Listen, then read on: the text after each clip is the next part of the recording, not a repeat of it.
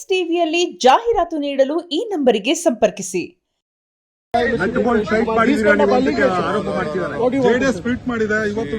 JDS and Kumaraswamy is alleging this, sir. Kumaraswamy and JDS are all only politics.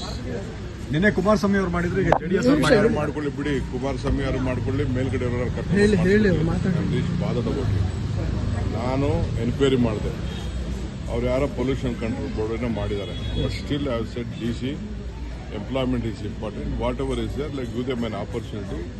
ಅವರು rectify ಮಾಡ್ಕೊಳ್ಳಿ. ಅರ್ಥ ಆಯ್ತಾ? ನಮ್ಮಲ್ಲಿ ಎಂಟರ್ಟೈನ್ಮೆಂಟ್ ಆಗಬೇಕು, ಮತ್ತೊಂದಾಗಬೇಕು. ನಾನೇ ಹೋಗಿ ಅದನ್ನ ಇನಾಗ್ರೇಟ್ ಮಾಡಿದ್ದು. ಚರ್ಚೆ ಆಗ್ತಿರೋದು ಸರ್. ನೀವು ನೆಟ್ ಬೋಲ್ಟ್ ಟೈಟ್ ಮಾಡಿದಿರಿ. ನನ್ನ ಬಗ್ಗೆ ಮಾತಾಡ್ಲಿಲ್ಲ ಅಂದ್ರೆ ಅವ್ರಿಗೆ ನೆಮ್ಮದಿನೇ ಬರಲ್ಲ ರೀ, ಅವ್ರಿಗೆ ಶಕ್ತಿನೇ ಬರಲ್ಲ. ಪಾಪ ನನ್ನ ಸುದ್ದಿ ಮಾತಾಡಲಿಲ್ಲ ಅಂತಂದ್ರೆ ಅವ್ರಿಗೆ ನಿದ್ರೆನೂ ಬರಲ್ಲ, ಶಕ್ತಿನೂ ಬರಲ್ಲ, ಯಾವುದಕ್ಕೂ ಶಕ್ತಿ ಬರಲ್ಲ. ಅರ್ಥ ಆಯ್ತಾ?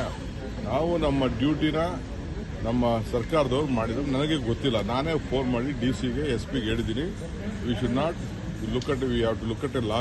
ಏನಾದ್ರು ತಪ್ಪಾಗಿತ್ತು ಅಂದ್ರೆ ಲೆಟ್ ರೆಕ್ಟಿಫೈಡ್, ಅವ್ರಿಗೆ ಆಪರ್ಚುನಿಟಿ ಕೊಡಬೇಕು ಅಂತ ನಾನು ಹೇಳಿದ್ದೀನಿ. ಇಷ್ಟು ಮಾತ್ರ ಗೊತ್ತು.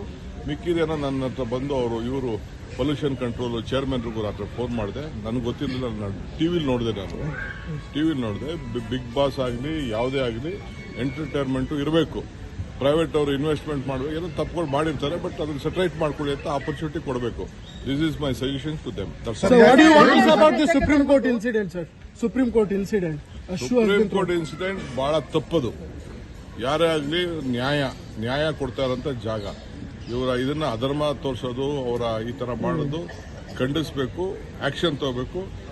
ಸುಪ್ರೀಂ ಕೋರ್ಟ್ ಜಡ್ಜು ಏನು ಆಕ್ಷನ್ ತಗೋಬಿಡಿ ಅಂತ ಹೇಳೋದು ಕೂಡ ಅದು ತಪ್ಪದು. ಸೋಮೋಟೋ ಆಕ್ಷನ್ ತಗೋಬೇಕು. ಕಾನೂನು ಪ್ರಕಾರ ಏನ್ ಮಾಡಬೇಕು ಅದಕ್ಕೆ ಮಾಡಬೇಕು. Tunnel road I speak separately in the best interest of Bangalore. ನಾವು ಯಾವ ಲಾಲ್ಬಾಗ್ನೂ ಡ್ಯಾಮೇಜ್ ಮಾಡಕ್ ಹೋಗಲ್ಲ. ನಮಗೂ ಗೊತ್ತಿದೆ ಲಾಲ್ಬಾಗ್ ಎಷ್ಟು ಪವಿತ್ರವಾದ್ದು, ಹಿಸ್ಟಾರಿಕ್ ಇದೆ, ಎಲ್ಲಿ ಜಾಗ ಇದೆ ಅನ್ನೋದು ಇದೆ. ನಾನೇ ಸ್ಪಾಟ್ ಇನ್ಸ್ಪೆಕ್ಷನ್ ಮಾಡ್ತೀನಿ. ಯಾರು ಆತಂಕ ಬೇಡ. Next Saturday Sunday I am visiting Lalbagh with all my officials.